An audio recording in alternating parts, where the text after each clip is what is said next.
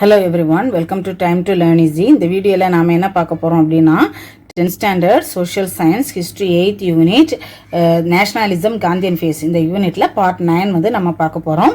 இதுல என்ன டாபிக் பார்க்க போறோம் அப்படினா developments leading to quit India movement, அதாவது வெள்ளையனே வெளியேறு இயக்கம். இதுக்கு வழிவகுத்த விஷயங்கள் என்னென்ன அதை தான் நாம பார்க்க போறோம். First, individual சத்தியாகிரகம். இண்டிவிஜுவல் சத்தியாகிரகம் அப்படின்னா தனிநபர் சத்தியாகிரகம். In August 1940, Viceroy Linlithgow made an offer in return for Congress support for the war effect.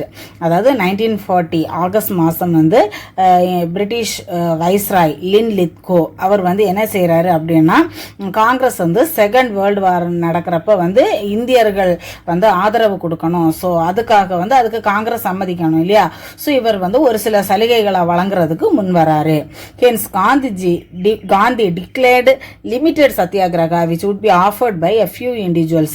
So இது வந்து காந்திக்கு வந்து பிடிக்கல. ஸோ வந்து காந்தி வந்து என்னது ஒரு வரையறுக்கப்பட்ட ஒரு சத்தியாகிரகம், ஒரு சில மெம்பர்ஸ் மட்டும் வந்து என்னது ஹேண்டில் பண்ற நடத்துற மாதிரியான ஒரு சத்தியாகிரகாவை வந்து என்ன செய்யறாரு, அறிவிக்கிறாரு.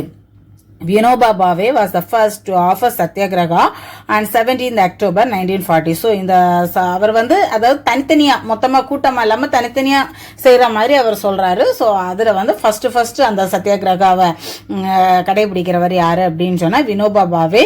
1940 17th அக்டோபரில் அவர் வந்து ஃபஸ்ட்டு ஸ்டார்ட் பண்ணுறாரு. இந்த satyagraha continue till the end of the year, அந்த வருஷம் முடிகிற வரைக்கும் வந்து அந்த சத்தியாகிரகா தனிநபர் சத்தியாகிரகா வந்து கண்டினியூ ஆகுது. நிறைய பேர் அதை ஃபாலோ பண்றாங்க. During this period more than 20,000 people were arrested. So இந்த காலகட்டத்தில் இந்த சத்தியாகிரக கடைபிடிச்சவங்களை எல்லாம் அரெஸ்ட் பண்றாங்க. ஸோ அப்படி கிட்டத்தட்ட 27 பேர் வந்து என்ன செய்யப்பட்டாங்க, அரெஸ்ட் பண்ணப்பட்டாங்க. அடுத்தது வந்து கிரிப்ஸ் மிஷன், கிரிப்ஸ் தூதுக்குழு அப்படின்னு சொல்லி சொல்லுவாங்க. On 22nd March 1942, the British government sent a mission under Cabinet Minister Sir Stafford Cripps. அதாவது 1942 மார்ச் 22 அன்னைக்கு வந்து எனது அமைச்சரவை கேபினெட் மினிஸ்டர், பிரிட்டிஷோடைய கேபினெட் மினிஸ்டராக இருக்கக்கூடிய சர் ஸ்டாஃபோர்டு கிரிப்ஸ் அப்படின்றவருடைய தலைமையில் வந்து ஒரு தூதுக்குழுவை வந்து பிரிட்டிஷ் வந்து இந்தியாவுக்கு வந்து அனுப்புது. The negotiations between the Cripps mission and the Congress failed. அதாவது இந்த கிரிப்ஸ் மிஷனுக்கும் காங்கிரஸுக்கும் இடையில உள்ள பேச்சுவார்த்தை வந்து தோல்வியில முடியுது. ஏன் அப்படின்னா, as Britain was not willing to transfer effective power immediately, அதாவது பிரிட்டன் வந்து உடனடியாக வந்து எனது இந்தியாவுக்கு தர வேண்டிய அதிகாரத்தை வந்து விட்டு தர்றதுக்கு விரும்பாத காரணத்தினால வந்து அது வந்து ஃபெயிலியர்ல வந்து முடியுது. The Cripps mission offered, அதாவது இந்த கிரிப்ஸ் தூதுக்குழு என்னெல்லாம் கொடுக்கலாம் அப்படின்னு சொல்லி முன் வந்தது அப்படின்றத நம்ம பார்ப்போம். Grant of dominion status after the war, அதாவது போருக்கு பிறகு வந்து ஒரு தன்னாட்சி அந்தஸ்தை வழங்குறோம், இப்ப இல்ல போர் முடிஞ்சதுக்கு அப்புறம் அப்படின்றாங்க. Indian princes could sign a separate agreement with the British implying the acceptance for the demand of Pakistan, அதாவது பாகிஸ்தான் உருவாகிறதுக்கான கோரிக்கையை ஏற்கக்கூடிய விதத்துல நம்ம இந்தியாவில் உள்ள இளவரசர்கள் வந்து பிரிட்டிஷ்காரர்களுடைய தனியான ஒப்பந்தத்துல வந்து கையெழுத்து போடணும். British control of defence during the war, அதாவது போர் நடக்கிறப்ப வந்து பாதுகாப்பு துறை வந்து பிரிட்டிஷோட கட்டுப்பாட்டில் தான் இருக்கணும். Both the Congress and the Muslim League rejected the proposal, அதாவது காங்கிரஸும் முஸ்லீம் லீக்கும் வந்து என்னது இவங்க கொடுத்த இந்த இதை வந்து யாரும் என்ன செய்யலை, ஏற்றுக்கலை, இவங்க ரிஜெக்ட் பண்ணுறாங்க. Gandhi called the proposals as a post dated cheque on a crashing bank, அதாவது கிராஷிங் பேங்க்னா திவால் ஆகக்கூடிய பேங்க் அப்படின்னு சொல்லுவோம் இல்லையா. ஸோ திவால் ஆகக்கூடிய பேங்க்ல வந்து நீ இத்தனை நாளைக்கு பிறகு இந்த பணத்தை எடுத்துக்கோ அப்படின்னு சொல்லி ஒரு பணத்தை செக்கு கொடுத்தா அது செல்லுபடி ஆகுமா? ஸோ அந்த மாதிரி தான் நீ கொடுக்கக்கூடிய சலுகைகள், இது எங்களுக்கு தேவையில்லை, அந்த மாதிரி வந்து காந்தி வந்து இதை கமெண்ட் பண்றாரு. அடுத்தது do or die call by Gandhi, Gandhi வந்து சொல்றாரு செய் அல்லது செத்து மடி அப்படின்ற ஒரு இதை விடுக்கிறாரு. The outcome of the Cripps mission cast considerable disappointment, அதாவது இந்த கிரிப்ஸ் தூதுக்குழு இதோடைய வெளிப்பாடு வந்து ஒரு பெரிய ஏமாற்றத்தை தான் வந்து என்ன செஞ்சது கொடுத்தது. Popular discontent was intensified by war time shortages and steep rise in prices. So இது அதாவது எனது இந்த போர்க்கால பற்றாக்குறையினால விலை வந்து ரொம்ப அதிகரிச்சதுனால மக்கள்கிட்ட ஒரு பெரிய அதிருப்தி தான் வந்து என்னது இன்க்ரீஸ் ஆச்சு. The all India Congress committee that met at Bombay on 8th August 1942 passed the famous Quit India resolution demanding an immediate end to British rule in India. So 1942 August 8ஆம் தேதி பாம்பேல வந்து அனைத்து இந்திய காங்கிரஸ் கூட்டம் வந்து நடக்குது. ஸோ அந்த கூட்டத்தில் வந்து என்னது இதுவரைக்கும் காங்கிரஸ் வந்து அப்படி ஒரு மாதிரி சாஞ்சு சருகி அந்த மாதிரி வந்து என்னது பிரிட்டிஷ் கூட இருந்து வந்தது. அதுக்கே வந்து என்னது பிரிட்டிஷால டாலரேட் பண்ண முடியல. இப்போ வந்து என்னது குயிட் இந்தியா உடனே பிரிட்டிஷ் வந்து இந்தியாவை விட்டு வெளியேறணும், வெள்ளையனே வெளியேறு அப்படின்ற ஒரு முடிவை வந்து என்ன செய்யறாங்க இவங்க ரெசல்யூஷனை வந்து என்ன செய்யறாங்க கொண்டு வர்றாங்க. பிரிட்டிஷ் வந்து உடனே வந்து இந்தியாவை விட்டு வெளியேறணும், அதனால வெள்ளையனே வெளியேறு இயக்கம் அப்படின்றத ஒன்று என்ன செய்யறாங்க கொண்டு வராங்க. Gandhi gave call to do or die. Gandhi வந்து மக்களுக்கு எப்படி அழைப்பு விடுக்கிறார் அப்படின்னா செய் அல்லது செத்துமடி அப்படின்ற ஒரு அழைப்பை விடுக்கிறார். We shall either free India or die in the attempt. அதாவது ஒன்று இந்தியாவுக்கு வந்து என்ன கிடைக்கணும், சுதந்திரம் கிடைக்கணும், இல்லைன்னா அதற்கான முயற்சியில் வந்து நம்ம என்ன செய்யணும், உயிரை விடணும். இதுதான் வந்து என்னது காந்தி சொன்னது. We shall not live to see the perpetuation of our slavery. அதாவது நம்ம வந்து அடிமையாக இருக்கக்கூடிய ஒரு விஷயத்தை பார்க்கறதுக்கு உயிரோட இருக்கக்கூடாது அப்படின்றதான் அவர் சொல்றது. A non-violent mass struggle under Gandhi was to be launched. அதாவது காந்தியோடைய தலைமையில் ஒரு நான் வயலண்ட் அப்படின்னு சொல்லும்போது அமைதியான முறையில் உள்ள போராட்டம் வந்து பெரிய அளவுக்கு வந்து எனக்கு நடக்குது. But early next morning on 9th August 1942 Gandhi and the entire Congress leadership was arrested. So இது வந்து லான்ச் பண்ண ஒரு நாள்லேயே மறுநாள் விடிய காலையிலேயே வந்து காந்தி அது சம்மந்தப்பட்ட காங்கிரஸில் உள்ள மற்ற தலைவர்கள் எல்லாரையும் வந்து என்ன செஞ்சுட்டாங்க, அரெஸ்ட் பண்ணாங்க. அடுத்தது ரோல் ஆஃப் சோசியலிஸ்ட். சோசியலிஸ்ட்னா என்னது கம்யூனிசம், அந்த சமதர்மவாத அவங்களுடைய பங்களிப்பு என்னது. ஆக்சுவலி நம்ம ஆல்ரெடி நம்ம பார்த்தோம் என்னது கம்யூனிஸ்டத்தை வந்து என்ன செஞ்சாங்க, பிரிட்டிஷ் கவர்மெண்ட் வந்து தடை செஞ்சாங்க. தடை செஞ்ச உடனே அவங்க வந்து என்னது காங்கிரஸ் கூட சேர்ந்து அது ஒரு ஸ்ட்ராங்கான அமைப்பாக உருவாச்சு அப்படின்னு சொல்லி பார்த்தோம் இல்லையா. ஸோ இப்போ என்ன நடக்குது பாரு. With Gandhi and other prominent leaders of the Congress in jail, the socialist provided the leadership for the moment. இப்போ காங்கிரஸுடைய தலைவர்கள், முக்கியமான தலைவர்கள் எல்லாருமே ஜெயிலில் இருக்கும்போது அதை நடத்துறதுக்கு ஆள் இல்லை. உடனே இந்த சோசியலிஸ்ட் வந்து என்ன செய்யறாங்க, அதை எடுத்து நடத்துறாங்க. Jayaprakash Narayan and Ramanand Mirza escaped from prison and organised and under ground movement. So இப்போ ஜெயில இருந்து 2 பேர் தப்புறாங்க. காங்கிரஸ் லீடர்ஸ் 2 பேர் நிறைய பேர் அரெஸ்ட் பண்ணாங்களே, அதில் ஜெயபிரகாஷ் நாராயணனும் ராமானந்த் மிஸ்ரா இவங்க 2 பேரும் வந்து என்ன செய்யறாங்க, ஜெயில இருந்து தப்பி ஒரு திரைமறைவா வந்து என்னது ஒரு அமைப்பை வந்து என்ன செய்யறாங்க, அதாவது அண்டர் கிரவுண்ட்ல பிரிட்டிஷுக்கு கண்ணுக்கு தெரியாம மக்கள் திரட்டுறது எதிர்ப்பு வந்து என்னது மக்களை வச்சு நடத்துவாங்க, பின்னால அவங்க இருப்பாங்க. அந்த மாதிரி வேலைகளை எல்லாம் என்ன செய்யறாங்க பாக்குறாங்க.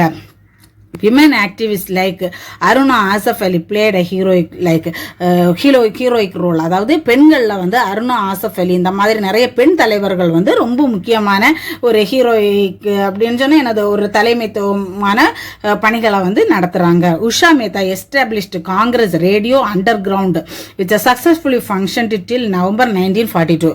அப்புறம் உஷா மேத்தா அப்படின்ற ஒரு விமன் அவங்க வந்து என்ன செய்கிறாங்க அப்படின்னா காங்கிரஸ் வானொலியை வந்து திரைமறைவில் இருந்துக்கிட்டே வந்து நடத்துறாங்க. 1942 நவம்பர் வரைக்கும் வந்து என்னது இது சக்சஸ்ஃபுல்லா போச்சு. அடுத்தது பீப்புள்ஸ் ரெஸ்பான்ஸ், அதாவது மக்களுடைய வெளிப்பாடு. A news spread to different parts of India, a spontaneous protest broke out everywhere. அதாவது இந்த விஷயங்கள் எல்லாம் லீடர்ஸ் அரெஸ்ட் பண்ணது, இந்த விஷயங்கள் எல்லாம் வந்து என்னது இந்தியாவுடைய எல்லா பகுதிகளிலையும் வந்து என்ன செய்து பரவுனதை எடுத்து எல்லா இடங்கள்லையும் வந்து என்னது பயங்கரமா வன்முறை ஆர்ப்பாட்டம் இதெல்லாம் நடக்குது. The people protested in whatever form that they could. அதாவது அவங்க வந்து எந்த விதத்தில் வந்து அவங்களுடைய எதிர்ப்பை தெரிவிக்க முடியுமோ அந்த மாதிரி அவங்க செஞ்சாங்க. என்னது such as cattle strikes, picketing, அதாவது என்னது எதிர்ப்பு, அதாவது என்ன சொல்றது வேலை நிறுத்தத்தை இது பண்றது, ஆர்ப்பாட்டம் பண்றது, மறியல் பண்றது, இந்த மாதிரி எப்படி அவங்களோட எதிர்ப்பை வந்து அவங்க காட்ட முடியுமோ அந்த மாதிரி காட்டினாங்க. The government suppressed it with brute ஃபோர்ஸ்னா இரும்பு கரம் கொண்டு அடக்குவாங்க அப்படின்னு சொல்லுவாங்க இல்லையா, அந்த மாதிரி மக்களை வந்து ரொம்ப அடிச்சு இது பண்ணி வந்து என்னது அவங்களுடைய அந்த இதெல்லாம் இந்த எதிர்ப்பு இதெல்லாம் வந்து என்ன செஞ்சாங்க, அடக்குனாங்க. People attacked government buildings, railway stations, telephone and telegraph lines and all that stood as symbols of British authority. அப்போ பீப்புள் வந்து என்ன செய்கிறாங்க அப்படின்னா அரசாங்க கட்டடங்கள், railway station, telephone, telegraph line இந்த மாதிரி பிரிட்டிஷோடைய சொந்தமான இதுன்னு சொல்லி என்னென்ன அவங்க கண்ணுக்கு படுதோ அது எல்லாத்தையும் வந்து என்ன செய்கிறாங்க, அட்டாக் பண்ணுறாங்க. This was particularly widespread in Madras. இது வந்து மெட்ராஸில் வந்து ரொம்ப தீவிரமாக வந்து நடக்குது. Parallel governments were established in Satara, ஒரிசாங்கிறது இன்னைக்கு வந்து ஒடிசான்னு சொல்லப்படுது, Bihar, united provinces and Bengal. அதாவது இந்த பிரிட்டிஷ் கவர்மெண்ட்டுக்கு ஈக்குவலான அதுக்கு இணையான கவர்மெண்ட் வந்து நிறைய இடத்துல வந்து மக்களே நிறுவுறாங்க. என்னது, சத்தாரா, ஒடிசா, பீகார், யுனைடெட் ப்ராவின்சஸ், பெங்கால் இங்கெல்லாம் வந்து என்ன செய்கிறாங்க, அதாவது என்னது பேரலல் ப்ராவின்ஸ் அரசு வந்து என்ன செய்கிறாங்க, இவங்க மக்கள் நிறுவுறாங்க. சுபாஷ் சந்திர போஸ் அண்ட் ஐஎன்ஏ, சுபாஷ் சந்திர போஸும் இந்தியன் நேஷனல் ஆர்மியும். சுபாஷ் Chandra Bose who had left the Congress was now under house arrest. அதாவது சுபாஷ் சந்திர போஸ் வந்து காங்கிரஸ் உடைய தலைவராக தேர்ந்தெடுக்கப்பட்டாரு. காந்தி வந்து அவருக்கு சப்போர்ட் பண்ணல அப்படிங்கிறனால அவர் ரிசைன் பண்ணிட்டு ஃபார்வர்ட் பிளாக் ஸ்டார்ட் பண்ணாரு அப்படின்னு நம்ம பார்த்தோம் இல்லையா. ஸோ இப்போ வந்து என்னது, இவரை வந்து என்ன செய்யறாங்க, ஹவுஸ் அரெஸ்ட் பண்ணி வைக்கிறாங்க British. He wanted to strike British hard by joining its enemies. அதாவது எதிரிக்கு எதிரி நண்பன்னு சொல்லுவாங்களே, இந்த பாலிசியை வந்து சுபாஷ் சந்திர போஸ் கையில் எடுத்துக்கணும்னு நினைக்கிறாரு. ஸோ இந்த பாலிசியை ஃபாலோ பண்ணி பிரிட்டிஷை வந்து எதிர்க்கணும் அப்படின்னு சொல்லி நினைக்கிறாரு. In March 1941 he made a dramatic escape from his house in disguise and reached Afghanistan. அதாவது 1941 மார்ச்ல வந்து இந்த டிராமாட்டிக் எஸ்கேப்னா என்னது, மார்வேஷம் போட்டு வந்து எஸ்கேப் ஆகிறது. இந்த மாதிரி வந்து என்னது, அவர் ஹவுஸ் அரெஸ்ட் பண்ணி வச்சிருக்கு இல்லையா, ஸோ அங்கேருந்து எஸ்கேப் பண்ணி ஆப்கானிஸ்தானை ரீச் பண்றாரு. Initially he wanted to get the support of Soviet Union. முதல்ல வந்து சோவியத் யூனியனுடைய சப்போர்ட்டை பெறணும் அப்படின்னு சொல்லி தான் இவர் நினைக்கிறாரு. After Soviet union joint the allied powers which included Great Britain, he went to Germany. அதாவது இவர் சோவியத் யூனியனுடைய சப்போர்ட் தான் வந்து இவர் பெறணும்னு நினைக்கிறாரு. ஆனால் சோவியத் யூனியன் அலைடு ஃபோர்ஸ் கூட ஜாயின் பண்றதுனால அந்த அலைடு ஃபோர்ஸ்ல யார் இருக்கிறதுனா பிரிட்டனும் இருக்குது. அப்போ நமக்கு சேம் சைடு கோல் போட முடியாது. ஸோ அதனால வந்து என்ன செய்யறாரு, அவங்களுடைய எதிரி அப்படின்றப்ப ஆக்சிஸ் பவர்ஸ் பக்கம் போறாங்க. அங்க யார் இருக்க, ஜெர்மனி. ஸோ அந்த சைடு ஜெர்மனிக்கு அவர் போறாரு, ஹிட்லரை எல்லாம் மீட் பண்றாரு. So in February 1943 he made his way to Japan on a submarine and took control of the Indian National Army. 1943ல வந்து இவர் என்ன செய்யறாரு, நீர்மூழ்கி கப்பல் மூலமா ஜப்பானுக்கு போறாரு. போய் இந்திய நேஷனல் ஆர்மியை தன்னுடைய கட்டுப்பாட்டுக்குள்ள கொண்டு வராரு. ஆக்சுவலி நம்ம ஆல்ரெடி நம்ம வேர்ல்டு வார் இதுலயே பார்த்திருக்கோம். ஜப்பானுக்கெல்லாம் வந்து என்னது போர் பயிற்சி கொடுத்ததே ஜெர்மனி தான் அப்படின்ற மாதிரி எல்லாம் நம்ம பார்த்திருப்போம் இல்லையா. ஸோ அவங்க எல்லாம் ஒண்ணுக்குள்ள ஒண்ணு. ஸோ வந்து இவர் வந்து இந்தியன் நேஷனல் ஆர்மி மூலமாக ஜப்பானுக்கு போகிறாரு. ஏன் போகிறாரு அப்படின்னு சொன்னால், இந்த வாரில் வந்து நம்ம பிரிட்டிஷ் படைகளில் வந்து நம்ம இந்தியன் சோல்ஜர்ஸும் போரிடுறதுக்கு போயிருப்பாங்க இல்லையா. ஸோ இவங்க வந்து தோக்கும்போது வந்து என்னது, அங்கே அரெஸ்ட் பண்ண இந்தியன் சோல்ஜர்ஸ் வந்து அரெஸ்ட் பண்ணி இருக்கிறவங்க வந்து ஜப்பானில் தான் இருக்காங்க, சரியா. ஸோ அதுக்காக தான் வந்து என்னது, இவர் ஜப்பானுக்கு போகிறாரு. The Indian national army captain Lakshmi Sahgal headed it Azad Hind Fauj. Azad Hind Faujங்கிறது வேற ஒண்ணும் இல்ல, இந்திய நேஷனல் ஆர்மியோட நேம் தான். had earlier been organized by General Mohan Singh with Indian prisoners of war with the support of Japanese in Malaya and Burma. அதாவது Malaya பர்மால உள்ள ஜப்பானீஸோடைய சப்போர்ட்டோட general மோகன் சிங் வந்து என்ன செய்யறாரு, Indian national army already organise பண்ணி வச்சிருக்கிறாரு. ஸோ அந்த இந்தியன் நேஷனல் ஆர்மிக்கு வந்து லக்ஷ்மி சாகல் அப்படிங்கிறவரை வந்து என்னது இப்போ வந்து புதுசா வந்து என்னது தலைமை ஏற்கிறாங்க. Bose reorganised it into 3 brigades. So இந்த இந்திய நேஷனல் ஆர்மியை வந்து சுபாஷ் சந்திர போஸ் வந்து 3 குரூப்பா வந்து 3 அணியா வந்து என்ன செய்யறாரு, மறுபடியும் ஆர்கனைஸ் பண்றாரு. என்னென்ன அப்படின்னா, Gandhi brigade, Nehru brigade and women's brigade named after Rani of Jhansi. So ஒன்னுக்கு பேரு காந்தி பிரிகேட், இன்னொன்னு பேரு நேரு பிரிகேட், அப்புறம் இன்னொன்னு தனியா விமென்ஸ் டீம். அதுக்கு என்ன பேரு வைக்கிறாரு அப்படின்னு சொன்னா, என்னது ராணி லட்சுமி பாய் ஆஃப் ஜான்சி அவங்களுடைய பேரை வைக்கிறாரு. சுபாஷ் Chandra Bose formed the provisional government of the free India in Singapore. அதாவது சிங்கப்பூரில் வந்து எனது சுதந்திர இந்தியாவுடைய ஒரு தற்காலிக அரசை வந்து சுபாஷ் சந்திர போஸ் வந்து நிறுவுறாரு. He gave the slogan Delhi Chalo. அதாவது அங்கே வந்து என்ன முழக்கத்தை வந்து அவர் சொல்கிறாரு அப்படின்னா டெல்லி சலோ, அதாவது டெல்லியை பார்த்து புறப்படு அப்படின்ற ஒரு ஸ்லோகனை வந்து சொல்கிறாரு. இந்த INA was deployed as part of the Japanese forces. அதாவது ஜப்பானிய படைகளுடைய ஒரு பிரிவாக தான் வந்து இந்திய நேஷனல் ஆர்மி அப்போ செயல்பட்டு வந்தது. However, the defeat of Japan stopped the advance of INA. So அந்த நேரம் தான் எனது போரில் வந்து என்ன செய்யுது, ஜப்பான் வந்து தோல்வியுறுது இல்லையா. ஃபர்ஸ்ட் வந்து ஜெயிச்சது மாதிரி இருக்கும், கடைசியில் வந்து ஜப்பான் மேலே அமெரிக்கா வந்து ஹிரோஷிமா நாகசாகில எல்லாம் குண்டு போட்டதுக்கு அப்புறம் ஜப்பான் வந்து தோத்துருச்சு. ஸோ அதுக்கப்புறம் இந்திய நேஷனல் ஆர்மியோடைய ஒரு முன்னேற்றம் வந்து அந்த இடத்துல வந்து தடைபடுது.